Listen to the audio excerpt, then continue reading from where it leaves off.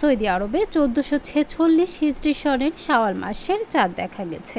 রোববার 30 মার্চ দেশটিতে উদযাপিত হবে পবিত্র ঈদ উল ফিতর। মসজিদ ভিত্তিক ওয়েবসাইট ইনসাইড দ্য হারমাইন শনিবার 29 মার্চ এই তথ্য জানিয়েছে।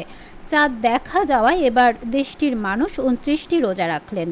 এর আগে সংযুক্ত আরব আমিরাতের আন্তর্জাতিক জ্যোতির্বিদ্যা কেন্দ্র জানিয়েছিল 29 মার্চ আরব ও ইসলামিক বিশ্বে শাওয়াল মাসের চাঁদ দেখতে পাওয়ার কোনো সম্ভাবনা নেই, কারণ ওই দিন সূর্যাস্তের আগে চাঁদ অস্ত যাবে এবং চাঁদ সূর্যের সংযোগ ঘটবে সূর্যাস্তের পর।